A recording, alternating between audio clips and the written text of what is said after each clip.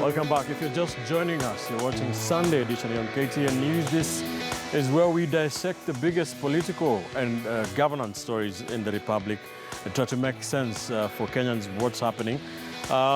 Let's talk about a looming cabinet reshuffle that we have had sources telling us that this could be happening in the next few days.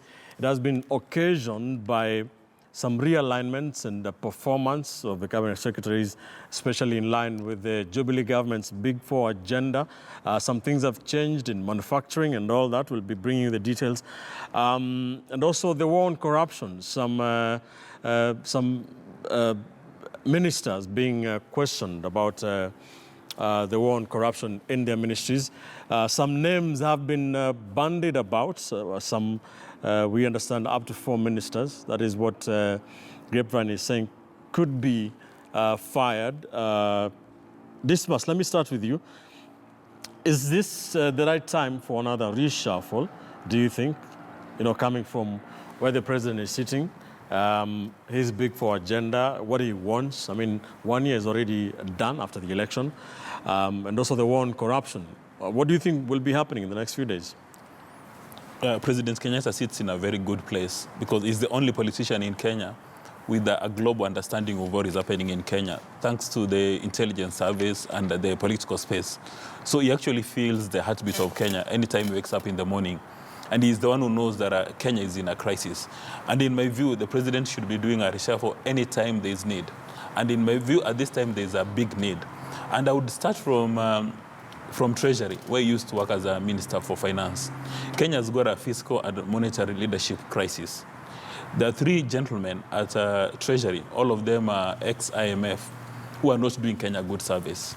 I don't think they are able to relate with Wanjiko or Mora in this case. All right. They're in some tower, they don't understand what is happening at the nation.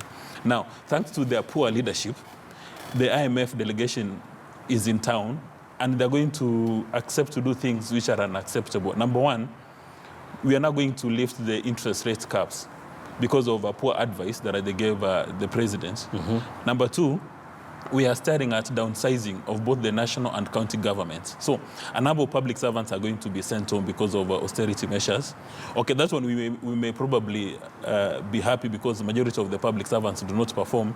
But because of the poor leadership, the IMF is now coming back to town to run the show. And you remember the last time we had IMF in Kenya is when Kibaki was president. And in my view, the president has been receiving advice which is not consistent with our public interest and national interest. And it's because of that that I would suggest the president considers reshuffling or even firing the top leadership at the Treasury. Then number 2, we now understand that the Kenya Wildlife Service does not have a board. And CS Balala has been running the show. Now, when there was a translocation of those important assets in our parks, Balala presided over that process. And now when things go south, the Balala is dodging the bullets. And in my view, he should take political responsibility. He should be the next person to go. And in my view, those are the 2 cabinet secretaries who need to take a walk. Right. And then closely followed by Kiunjuri. Because we are talking about the mismanagement of a number of parastatals under his docket. He may claim that he was not around when it happened, but as soon as you assume office, you are supposed to take responsibility immediately. Because right now we've got a cabinet which is very good at describing problems, but not giving solutions. For interest, we know the economy is not doing very well, and I know Mark Bishache will disagree, but the person who knows the economy is burning is Mora in Kisii, who is not able to afford 3 square meals, is Mora who is unable to sell a coffee, a tea, and bananas. And that's supposed to be a very good performance indicator. If that's not working, then what are you doing in office? So you've got these cabinet secretaries who when they're appointed into office, they use that position as a factor of production. They are working for their personal selfish interests, which are not consistent with the expectations of the public good. Every day in the morning, I see them driving like madmen in town with chase cars, escort cars, right. And I wonder, why is this hurry if we are not seeing it reflected in our pockets? Right. Those are the people who are supposed to be going home. Right. And before Kenyatta does that, he needs to give all of them performance indicators. Because some of them would be seated in the office saying, I'm in office, I don't have any performance indicators, so if you're going to fire me on what basis, Based on what matrix, yes. He should do that immediately. Mark, some of the ministers who have been brought to the spotlight, like Dismas indicates the Treasury CS, because of the sugar-free importation of duty-free importation of sugar last year, which has brought all kinds of problems. The sugar issue, which we don't know which way it will go, but it has also claimed the scalp of the agriculture CS, Mwangi Kiunjuri, as well as trade. And that is Adan Mohammed. Amina Mohammed, in charge of education, is also on the spotlight. Could we be seeing like two of these four, the gentleman and lady, being sacked or redeployed? One of the best reasons Uhuru Kenyatta has to reshuffle his government does not even need to go, he doesn't even need to go into the details of what has happened under their watch. He just needs to look at two things. Number one, the fight against corruption, and number two, their support or their hindrance towards his achieving of the big four. To me, any minister, any minister under whose watch grand corruption occurred should be talking to us from their village, having handed in their resignation letters. That's where we need to get to as a country. We need to get to the point where political responsibility is enough to head yourself home. That's one. Secondly, it is a sure sign of incompetence when you are a substantive minister and then your underlings are raping, pillaging our country under your watch.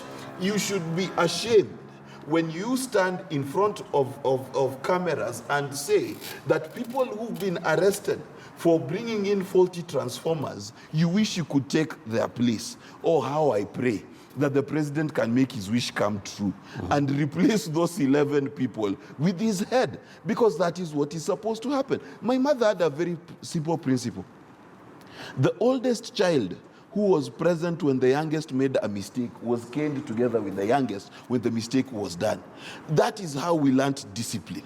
These CSs who sit there pretty seeing people arrested when it was under their watch, when this country was raped and pillaged, should be ashamed of themselves. The second thing, if President Kenyatta is going to achieve his goals of Big Four, he must get rid of CSs who make decisions the same way we make decisions buying fruits on Mombasa Road. Roadside decisions as though we are window shopping. Now we want to arrest children who are under 16 for being aggrieved in their schools. Now we want to abandon boarding schools. Now we want to have no visiting days. This kind of decisions are sign enough that these people do not understand what it is to craft policy with public participation and with the interest of not just Mora and Wanjiku, as Dismas would say, but of the stakeholders. Where is the teacher? Are you saying Amina Mohammed's goose is cooked? Well, if it is not cooked, it's just about to ring well done. In fact, that is what is about to happen. So the reality of the matter is this. President Kenyatta has to craft a cabinet that is able to fight corruption and take political responsibility over the corruption that happens under their watch. Number two, he needs to have cabinet-level leaders who are able to craft policy that will change those ministries forever. If you are able to appoint a director of Safaricom and he can grow Safaricom to the levels it did, then for sure we can appoint CSs who can change this country. You know, we have CSs in charge of culture and things like that, who, my friend, the only thing they do is go to the village and fight with senators and throw stones at cars. That is a CS. If his only expertise is stone throwing, let us form a ministry called stone throwing and give him that ministry and leave serious business to serious people. Just allow me to buttress a point. It's disappointing that you have got cabinet secretaries speaking in multi directions. And I think that's the crisis that President Kenyatta is facing today. You have people who attend the same... Sorry? What do you mean? I mean, for instance, on this issue of Ruaraka, the CS for education, Amina Mohammed, is singing from an entirely different script from Dr. Fred Matiang'i, and all of them sit in the same cabinet. And one would assume that you actually have cabinet meetings. Then you come to the issue of mercury and sugar. You have Dr. Matiang'i, Adan Mohamed, Mwangi Kiunjuri, dancing to different tunes. So you begin to wonder, do these people work for the same country? Do they work for the same nation? Do they appreciate our national interest? For instance, how would the CS for Treasury come up with an order allowing people to import sugar without consulting folks at the Ministry of Agriculture?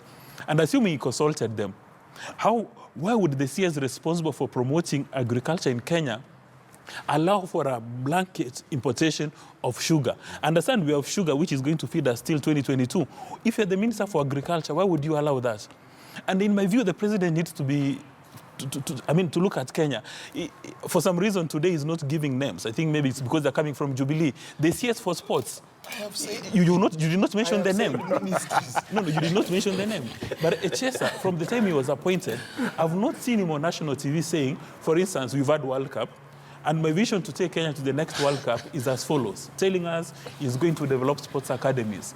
We know him for fighting with Senator Malala in the village. Yes. Yeah. Now, these are the people the president needs to ask himself, are we putting together a cabinet which is going to serve our national and public interest, or we are putting together a cabinet for 2022? That's number one. And because I've not been in the cabinet, I do not know whether these cabinet secretaries went to the Kenyan School of Government, where they were introduced to a nation called Kenya. Right. That these are our strategic interests as a country called Kenya. Right. I don't know where that happened. Probably Kipchumba knows. But the president needs to take those actions. That my cousin Murai in Kisii would be delighted that when she wants to sell her coffee, she's not just selling the coffee in Kisii. We call it omosike. Right. But that omosike can get its way to London. In 15 seconds, the president also needs to get rid of people who got into cabinet because they represent a tribe and a village. That is not competence. Just because your parents made you from a certain tribe does not give you the competence to be a CS or even a PS. All right. Hesbon, which factors do you think the president will be looking at this juncture? I think there are three overarching factors. One is the Big Four agenda. And when you talk about the Big Four agenda, the president needs competent people to drive this economy, to drive different ministries to ensure that the Big Four agenda are realized. And I think in cabinet, every other Kenyan understands that there are people in cabinet who went to cabinet courtesy of their political positions with nothing substantive to add in the build-up to the Big Four agenda. Then I think number two is the question of corruption. And I think Mark has articulated that right. we cannot have the Big Four realized when corruption is still alive. I think the death of corruption will be the beginning of the realization of the Big Four agenda. And I think in that cabinet that President Uhuru Kenyatta has, there are a number of guys who have officiated, and glorified the plunder of public funds. If you look at the sugar industry alone, there are two cabinet secretaries who are implicated directly. One is not even a cabinet secretary now, but beyond the window period when traders were meant to import sugar, yes, two cabinet secretaries actually sanctioned certain traders to export after that window period, and nothing has happened to them. But the devastation is very clear that if you're going to improve manufacturing like we want in the Big Four agenda, we must address people who have frustrated those efforts, so that going forward we have people who will build on that effort. And then I think number three is just to have people who understand and focus on service delivery. Dismas has articulated that we have cabinet secretaries speaking different languages. And I think this has become predominant, and every other person now understands that cabinet is not united, which is something that does not inspire any confidence. We need to rise beyond, very simplistic arguments among cabinet members and probably go back to a focused cabinet like during Moi's time when the cabinet was speaking the same language. Right now, the world is a lot more democratic, that if they speak the same language, we would know that they actually disagreed to agree, and the language that they're speaking is the language of the common. There's been a lot happening also in the Ministry of Tourism, Hesbon. The death of 10 black rhinos. Najib Balala, the CS, has been trying to offer some answers. Does he have anything to be worried about? Well, he has a big reason to be worried because, you know, it's not just the death of those 10 rhinos. There is also the Brand Kenya issue and the corruption that attended to the fall of that. And it's simple that if at a cabinet level you cannot brand this country, at a cabinet level you cannot articulate policies that will help us conserve that attracts tourists to this country, then you have absolutely no business being in cabinet. And again, you know, gone are the days when we would have people courtesy of political positions and what we owe them for what they look like or what they represent. I think it's about time. I would just say that President Uhuru Kenyatta and Deputy President William Ruto have survived for quite a long time with Najib Balala for a statement he made at Pan-Africa, you know, and politically, I don't think he adds much. And then delivery, I think it's about time. It's just about time for him. Kipchumba, what do you think? What have you heard? First of all, I think I join the panel in support of their comments and their illustrations in full, in total. But there are three things that must be buttressed and must be expounded in clear voice. One, the President Uhuru Kenyatta is the chief executive of this country. It is in him that the sole responsibility of forming a cabinet lies. And there are things that, as he thinks of reshuffling the cabinet, if he will do, there are things that he must mirror them. One, this is his last term. After this, he'll be a retired president. What will we remember him for? And he has told us in clear terms that I want to be remembered for the big four, fighting corruption and building bridges, which addresses itself to national unity. Yes. And from where I sit, if any cabinet secretary does not address himself or herself to that, the door should be wide open than the doors in jail. Two, the other thing is this. Our cabinet, the cabinet as it is now, is facing a Tower of Babel moment, whereby everybody is pulling towards their direction. We have a cabinet where a member of that cabinet cannot help us in translocating 12 rhinos, just 12 of them, in translocating them from one point to the other point.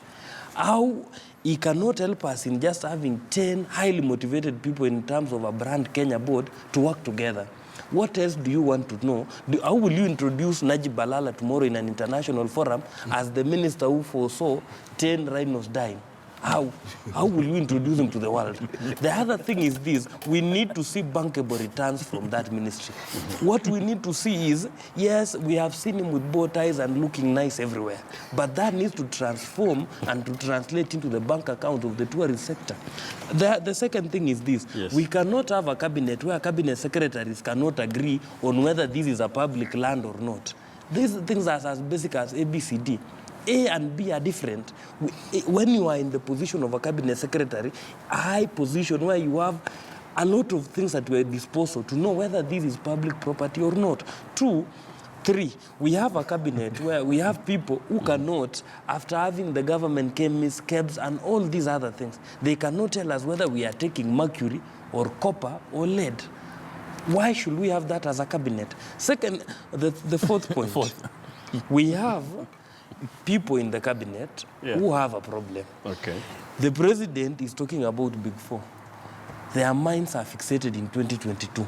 Those are the people who should be thrown under the bus as the bus is moving at the highest speed. Do you think the president can afford or has the wherewithal to be ruthless with people like that when there is the deputy president issue?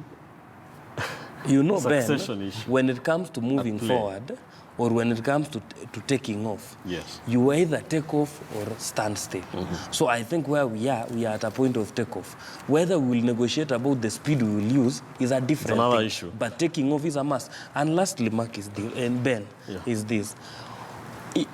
When you listen to these people taking their oaths, there is a point like I will advise the president on something.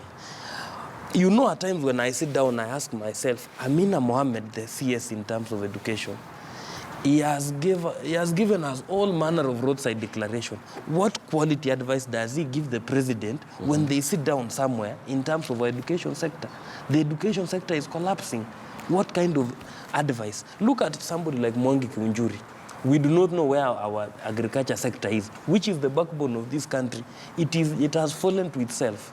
which kind of advice do these people give to the president? I think from where I sit as a Kenyan who diligently did my work in terms of voting, I pay tax. Yes. I need to see competent Kenyans who, it is also an indictment in our schooling or education system that these are the only 22 Kenyans we have. Ben, you cannot be all things to all men. President Kenyatta cannot be all things to all men. Here, men includes women. So he must crack that whip. He's got the sole responsibility of ensuring that he's got a solid government that delivers. And he must also look for Raila Odinga and give him a hug, because he's given him political insurance. All right. Because with the support of Raila Odinga, he can actually do whatever he wants to do. And he's got a choice. He can go back to Gatundu as the president who made every Kenyan happy, or as the president who presided over a poorly run cabinet, a cabinet that entertains corruption. I mean, as Karori has indicated, next time Balala goes for an international wildlife meeting, say in London, how will he be introduced? When they're saying the next speaker, Kenya's tourist minister, and then people will be in loud murmurs, 10 rhinos died. And then what happens? All right. You decide to fire those veterinary doctors, and you are the one who presided over that translocation. Ben, one of the things that is very frustrating, there's nothing more disturbing than being led by a boss who's more stupid than you. And that's what Kenya is being treated to. There are people who are cleverer than some of these CSs who are sitting, suffering under the weight of their foolishness. All right. The president needs to save us. Speaking of which, there has been a name that has been bandied. Maybe Kipchumba, you've heard about this. The principal secretary in charge of international trade, Chris Kipto, has been mentioned as being one of those people that might be promoted to a CS. Have you heard anything? When I've seen in the grapevine, and of course anybody, most of these things will be in the grapevine for other reasons or for the good reasons. But when you look at the man PS Kipto is, you have to give him to very many things. When you listen to him, there is a lot you go home with. All right. I think given an opportunity from PS International Trade, he has done a lot of things. All right. And given a chance, he can do better. We'll wait to see what will be happening in the next few days, that looming cabinet reshuffle. Some of the things that have been seen as factors occasioning this. Some people saying this should be done after every few months to make sure the performance of the cabinet is checked. Let's take another quick break here on Sunday edition. When we come back, we'll have the final discussion on the show this morning. We will talk about Chapter 6, leadership and integrity. We did see Parliament reject Ben Chumo, former Kenya Power boss, as, for his nomination as chair of the Salaries and Remuneration Commission. Is this the way to go? Are we going to be seeing more of this, or is this just an exception? Stay with us.